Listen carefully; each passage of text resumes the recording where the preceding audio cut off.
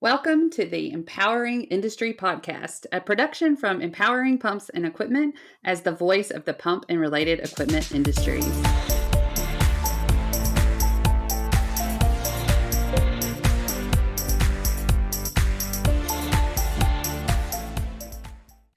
Hey, everybody, and welcome to the Empowering Industry Podcast. I'm your host, Charli Matthews, and I have an amazing guest today. I have been following her online for a long time. I haven't met her in person, but we'll visually meet her now.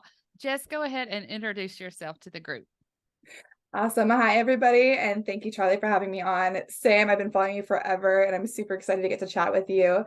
My name is Jess. I currently work in social media, new media marketing for a tech company, but I have a background in geology and geological engineering.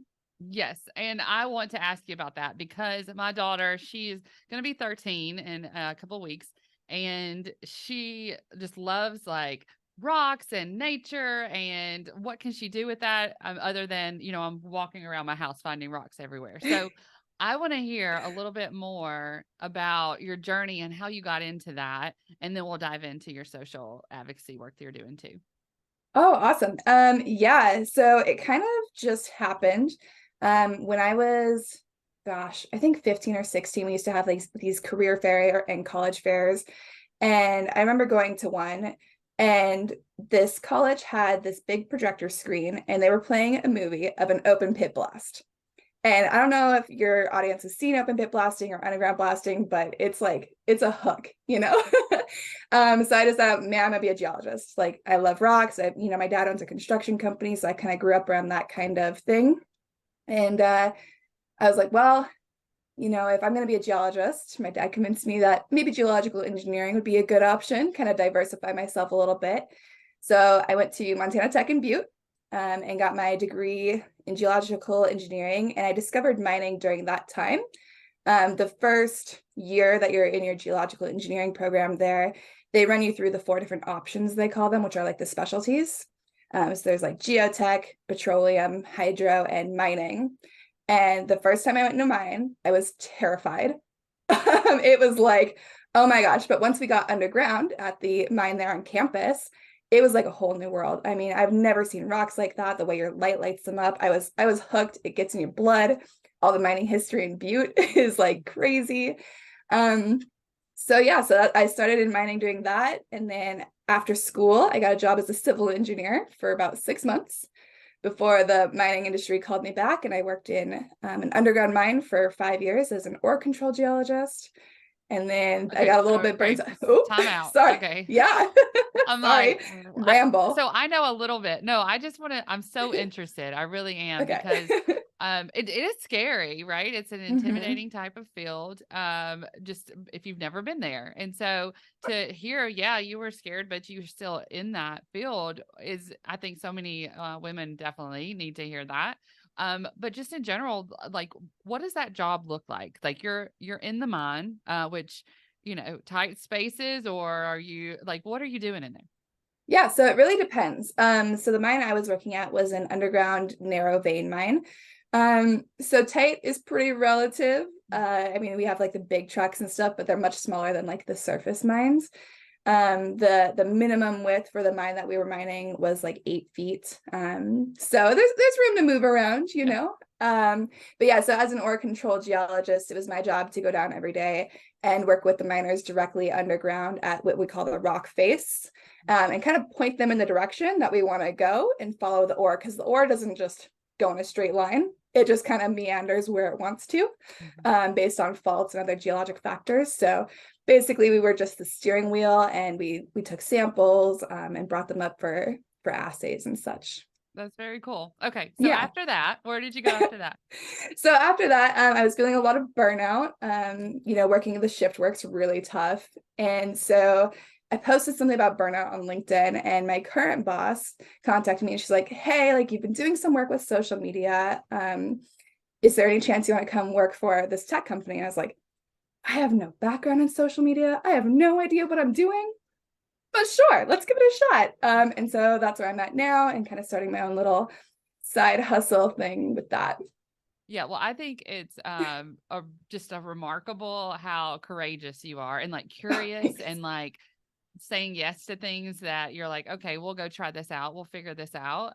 So I love that about you. And you are really good at it because you're genuine. And I Oh, think that thank you. that's the thing on social media is just being who you are and trying, you know, I tell people this all the time. Like you have to like to talk to people, like in general, right? Hmm. Because that's what we're doing. We're just doing it in a digital form. Um, Right. so you're also very creative on the like graphic side. Like, are you creating your um like graphics or is it more video? Like, tell about like your strategy behind social right now. Yeah, so I do a little bit of graphics. When I was working at the mine, I actually started like a hard hat sticker company thing that just kind of happened out of nowhere. So I do a little bit of that, not as much as I used to. And then, yeah, sometimes it's just basic stuff. Like I don't do all of our graphics. The really artsy stuff, we have a great graphics designer for. For our podcast, we create these like little headshot things, and our graphics designer is amazing for those. But yeah, just kind of like the basic stuff. I don't think the graphics, there's a lot of emphasis on beautiful graphics, Mm-hmm. right? And I think if the content you're creating is good content, the graphics don't have to be like overwhelming, Mm-hmm. So some of my favorite graphics are, we do like thought leadership quotes. It's just a quote, it's simple, but I think it has a lot of impact because of the content. Yeah, I noticed that. I haven't done it. I kind of stepped away from it, but just we used to do the like red background because Charlie read. But just a quote, something that inspires Mhm. people, you would see the reaction, right? The engagement with that. And Yeah. you're like, okay, that was easy. Like, why is that making such a difference? But sometimes people just need to hear it, right? Yeah. Which is I want to dive in a little bit to just you being in the industry and whatever you feel comfortable with sharing, but I'd love to like what you think we need to change, right? You had said that you had went through a little burnout. Is it just that needing a mentor to kind of get through that, or is there something that you see that needs to change in industry? Gosh, there's so much. There's so much that, industry, I mean, all industries, construction, mining, et cetera. There's so much that we do good. Mm-hmm. Um, but you know, gosh, I think I think it is slowly changing. I was really excited with COVID, because it allowed more people more flexibility, especially people with kids. I don't have kids, but especially, people with kids at home and stuff, that being able to have the option to work from home is really nice. So I think technology is helping that along, but I mean, mentorship is huge. That's what's gotten me through my career, is being able to connect with people and really get going. Like I think our friend Emily Solaby, who runs Yes. Juno Jones, she gave me my first like actual like paid like influencer gig, and that really started off like this whole career section for me.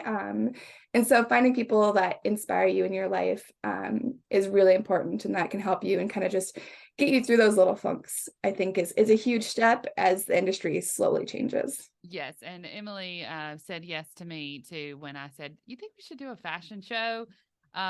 Would you be interested in that?" And so I have great respect for her. And now we see fashion shows all the time. We were thinking we are creating something new, right? And so it's wonderful to see that, and it's so rewarding to have somebody like that in your life that sees the potential in you, even maybe before you do. So that's definitely there.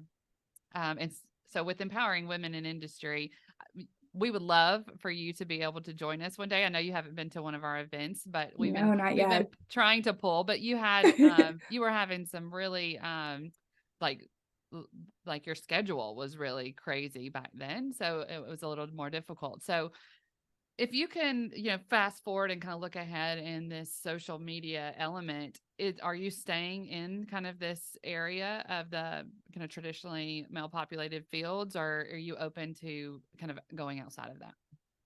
Yeah, I think it's kind of where life takes me right now. I try not to look too far ahead in the future. But I have a passion for especially the mining industry, and what social media can bring to the mining industry. I think a lot of companies either overlook it and don't utilize it, or they don't utilize it in a way that resonates well. Like people don't get on social media to see your quarterly results. Right. You know what I mean? Like they want to see and hear your employees' stories. They want to know what you're doing for the environment. And I think, everybody in the mining industry in particular really wants to change the perception of the mining industry. And you're not going to do that by, oh, you're going to earn 25 cents a share this quarter, that's great for the investors.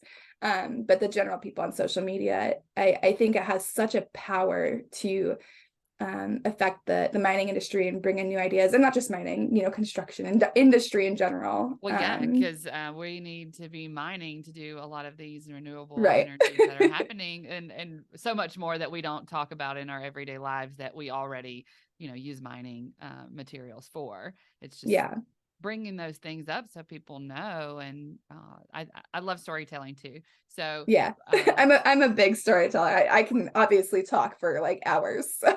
Yes, well, we're both like that. So, well, I think it's great, to have somebody be in that experience, the background that, growing up there.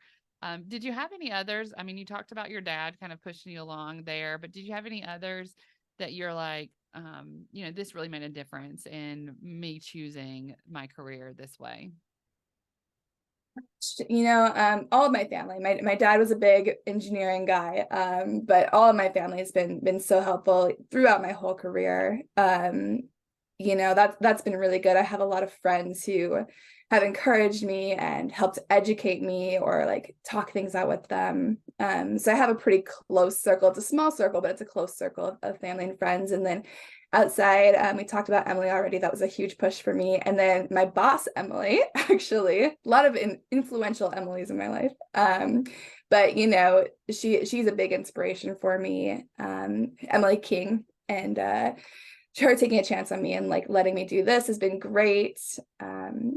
And yeah, a lot of my female coworkers, I posted a post on LinkedIn, 2 years ago, I think, that went semi-viral of we had a whole female work crew, which was like one of the first in like the mine's semi-recent history. And so that was so cool, and getting to work with them, and they still inspire me every day.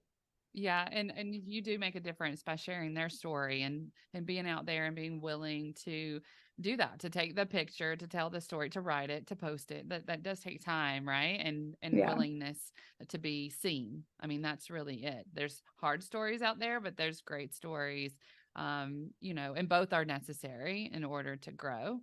The I guess next question I have for you, you mentioned going into kind of civil engineering, and I'm curious about that job. Like, it's so, for me, in my mind, it's very different. Did you feel like a fish out of water? Like, how did that go? It was tough. So it was my first job out of college. And the mining industry was kind of in a down spot. The mine where I wanted to go didn't have any openings, and I needed a job, right? So I packed up everything and moved to Seattle. And that in itself is a big difference from from Butte, Montana to Seattle was quite the change. And there were some aspects of it that were really helpful, right? Things that I still use every day, like organization of files and stuff that you learn that you just don't lose. But going out in the field there, having to do from mining to civil engineering, like surface dirt work, was so different for me. Especially since most of my stuff is like mining and mineral exploration. So I focus really hard on geology, whereas we were working in like soils and sand. And so I had to like relearn all of that Geo 101 stuff. So it's a great experience. It was very short. The company was fantastic to work for. My grandma passed away like a month in, and they gave me some time off, like it was a great company to work for, but yeah, it was uncomfortable, but a good learning experience. That's right. It sounds like you had to navigate a lot of things, a lot of growth all at once there.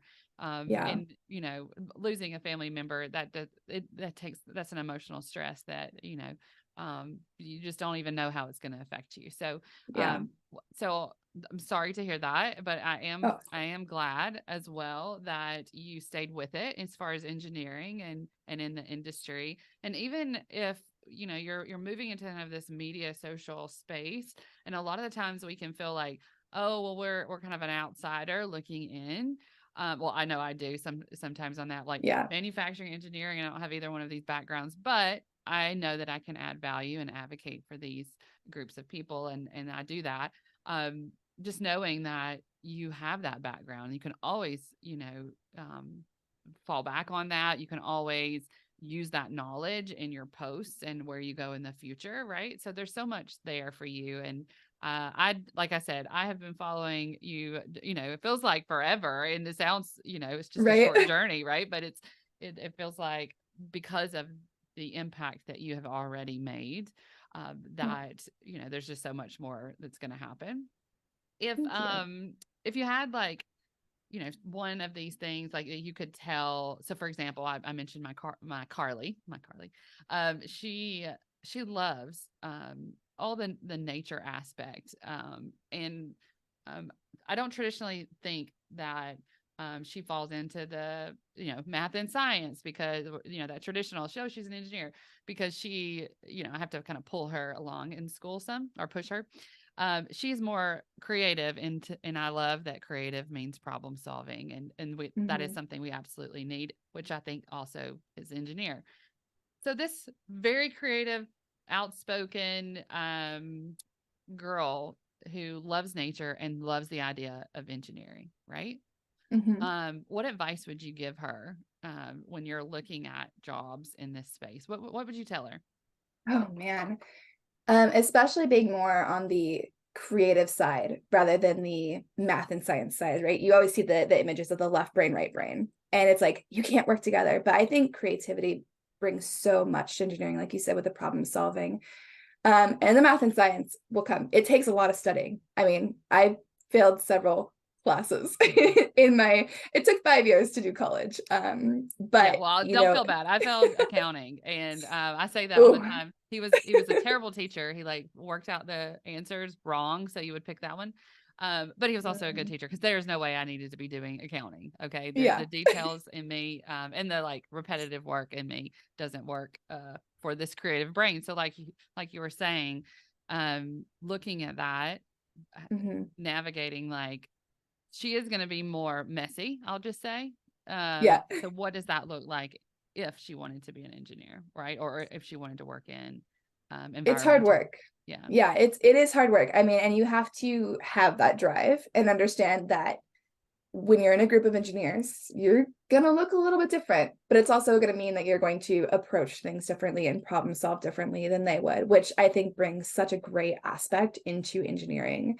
And there's a stereotype about the engineers not being able to communicate, so just knowing that with that creativity, you'll be able to phrase things differently or write your reports differently. And it is okay that it may look different than everybody else's. They might just be a little bit more engineer brained than creativity brained. And I think that's a lot of pressure that people feel like to do what everybody else is doing, but it's okay not to, especially if you're still solving the problem, just going about it a different way or an easier way.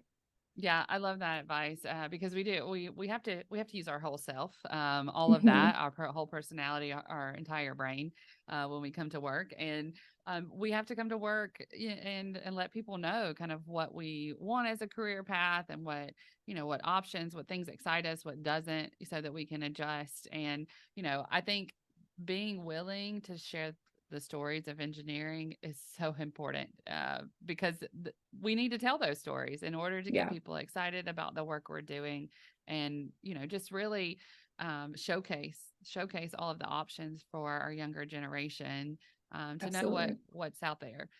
If you could, just our industry in general, right? We have engineers, operators, maintenance people, marketers, sales. I mean, you name it. We have, in our audience. If you could just talk to them for a minute. Is there anything else that you want them to know about you or your organization? Oh gosh. Yeah, I mean, I'm always around social media. You can find me. I finally switched everything over to Mind Life Media. So if you have any further questions or just want to share something, I'm always around and happy to listen and learn from others. If you have any advice, if I said too many times and you just want me to let me know, I'm around. But I'm also here for mentorship. As young as my career I have had quite a diverse experience. So always around to help answer questions or anything like that. I know there are a lot of people looking to get into different fields, and it's a scary leap, but I'll be your personal hype girl. I like that. I mean, we all need that. We absolutely all need that encouragement and that energy. Okay, so I do have a little rapid fire for you. Okay. What is your favorite book? Fahrenheit 451 by Ray Bradbury. I have like 7 copies of it. Okay, awesome. Check that out. What about music? You got a favorite song or band? My favorite song is American Pie, but I've gotten into kind of like folk, rock kind of music lately. So I've been really enjoying that. Very good. Very good. What is the best advice that you've ever received? Gosh, there's so much. Oh man, I didn't prepare for this. I'm sorry. That's the best part of this question. I think it is to just take your experiences and learn from them. It's been said to me in like several different ways, but if you mess up, the worst case is you mess up and you move on, right? Like, if yeah. Yeah. And this is your chance, right? As your listeners, and my daughter, Carly, being one of them. What advice would you give to somebody coming into the industry? Yeah, you had mentioned it earlier, and being true to your whole self is really important. And being authentic to yourself. In my early career, I spent so much time I'm still relatively early career, but I spent so much time trying to be likable or trying to be what everybody else wanted me to be, that I think caused a lot of burnout early on. And so definitely being your whole self and being true to yourself is really important. Yeah, it's exhausting to pretend or try to please everyone, especially if you're ignoring yourself. So the core values in everything that we do, we have to know what they are. And then once we do, and we know kind of what our strengths are and what our goals are, then we can navigate any of these decisions a lot quicker and faster. So I challenge everybody to kind of look at those. And I'm like, I love it because I have this little printed, like, you can Google core values and it just has a ton of, words, right? That may resonate with you. You don't have to come up with these on your own. It's not that type of project. But you can, just figure out where you want to go. And if you need help along the way, we're here for you. You, Jess, and then the world that I'm talking to through the podcast. Right. If you haven't yet, like and subscribe. We'd love for you to share this podcast. I know Jess is going to continue to be an inspiration and making an impact for all. And I'm just so happy that I finally get to kind of virtually meet you and spend some time with you today. It's been great. Thanks again. And until next time, everybody, be empowering.